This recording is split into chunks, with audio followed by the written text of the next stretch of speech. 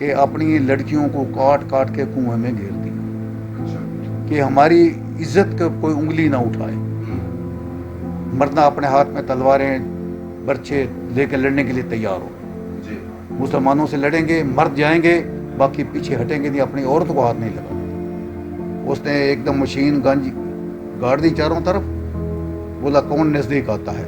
इधर लेके मुसलमान करते बर्छे तलवारें गंडासे लेके खड़े थे, तो उन्होंने कोई परवाह नहीं की। और स्टेशन मास्टर को बोला सिंगल देता है या मैं चलूं, गोली से उड़ाऊं तेरे को। उसने सिंगल में दे दिया और उसने उसको गाड़ी को रवाना किया।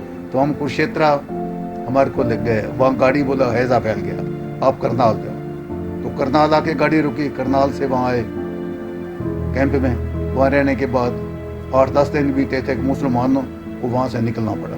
मुसलमान चले तो वो चारों तरफ मिलिट्री थी और बोले जाओ भाई स्टेशन पे तुम जाओ। तो उस बहाने के बाद तो शहर में चले जाओ, जो मकान खाली हो गए।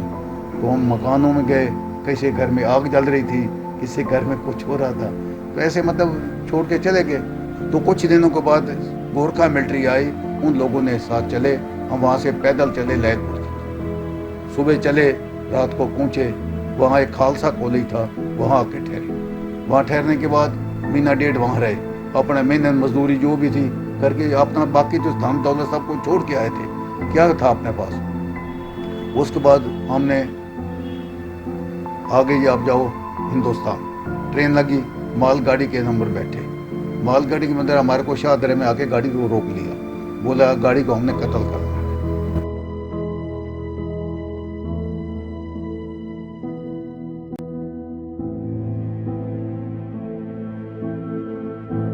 मेरा नाम चौधरी राम जी है, चौधरी राम आहूजा।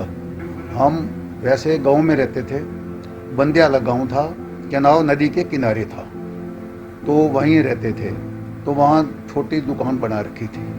दुकाने के बाद वहाँ जब हमें ये पता हिंदू मुसलमान का इधर आवाज़ें आ गई, झगड़ा हो गया, तो हमने रात को वहाँ से जाना प्रारंभ करे। तो हम वहाँ आ गए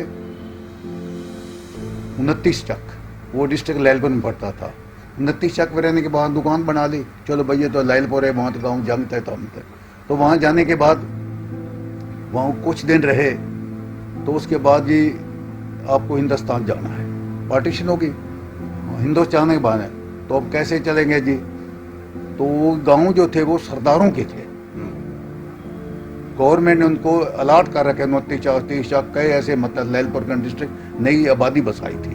तो वहाँ सरदारों के थे, उन जमींदारे थे, मोटे थे। तो उसके बाद ये लोग ग्याला था, ग्याला गांव था। बोला वहाँ इकट्ठा होगा, वहाँ से सब इकट्ठा काफिला जाएगा। तो हम वहाँ ग्याले पहुँचे।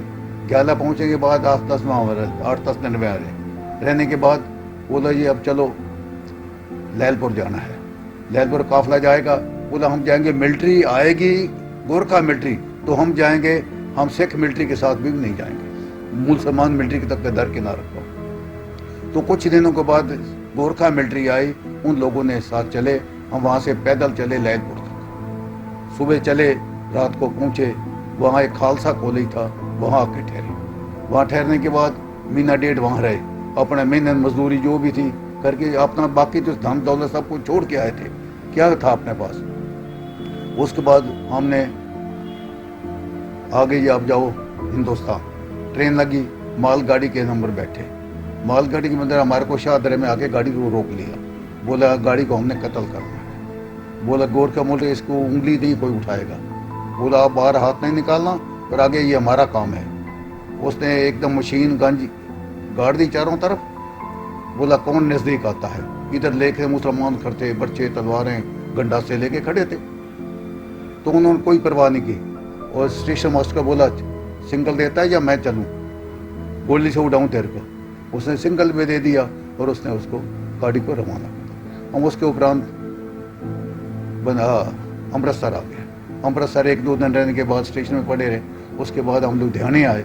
लुधियाने रहने के बाद वहाँ से बोला आप ट्रेन पे जाओ, कुरुक्षेत्रा जाना। हमें को कुरुक्षेत्रा का हमें क्या पता, कि हम छोटे ही से थे। तो हम कुरुक्षेत्रा हमारे को लग गए। वहाँ गाड़ी बोला हैजा फैल गया, आप करनाल जाओ। तो करनाल आके गाड़ी रुकी। करनाल से वहाँ आए कैंप में। वहाँ रहने के बाद 8-10 दिन बीते थे कि मुसलमानों को वहाँ से निकलना पड़ा। मुसलमान चले तो वो चारों तरफ मिलिट्री थी और बोले जाओ भाई स्टेशन पे तुम जाओ। तो उस बहाने के बाद तो हम शहर में चले जाओ, जो मकान खाली हो गए। तो हम मकानों में गए, किसी घर में आग जल रही थी, किसी घर में कुछ हो रहा था, तो ऐसे मतलब छोड़ के चले गए। हम भी 2-3 महीने वहाँ पर रहे जी करनाल में, किसी मेहनत मजदूरी कुछ कोई कम करते। उसके बाद क्या हुआ कि बोला जी आपका डिस्ट्रिक्ट जो है ना रोहतक है। फिर वहाँ से हम चलो भाई रोहतक, वहाँ पानीपत है, पानीपत से जींद है ट्रेन से, तो जींद से हम रोहतक पहुँचे। रोहतक पहुँचने के बाद यहाँ आकर ठहरने के बाद मतलब कुछ दिनों के बाद हम टेंटों में गए, कैंप में। वहाँ मैंने मजदूरी की, जो भी हुआ था परिस्थिति ऐसी मतलब है बद से बदतर होती है। फिर मेहनत मजदूरी करके अपने पाँव धीरे धीरे खड़ा हुआ। तो कुछ दिन के बाद मेरे भाई मैं हम कलकत्ता में मजदूरी करते रहे। वहाँ से करने के बाद वहीं सेट हुए वो कुछ दिन के लिए। मैंने आके शौरी क्लॉथ हमारे मैंने कपड़े की दुकान।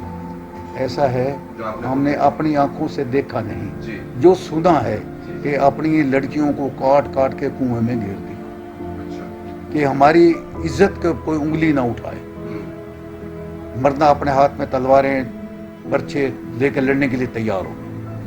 मुसलमानों से लड़ेंगे, मर जाएंगे, बाकी पीछे हटेंगे नहीं, अपनी औरत को हाथ नहीं लगाने। हाँ, गांव में वो ऐसे था, वो मुसलमान परिवार था, वो बहुत दोस्ती उन लोगों की थी। तो वहाँ का चौधरी थी, तो वो बोला ऐसा काशी राम आप ऐसा करो, आपकी नौजवान बेटियाँ हो गई हैं और मेरे बेटे बैठे, आपने पाक हिंदुस्तान क्या करना जाके, अपने इकट्ठे रहेंगे। तब ये बात सुनी तो उसको ज़मीन से पाँव से ज़मीन निकल गई। उसके उपरांत क्या हुआ, तो प्रशांत थे दोनों, काशीराम और बांशीराम, 2 भाई थे, भाटिये थे।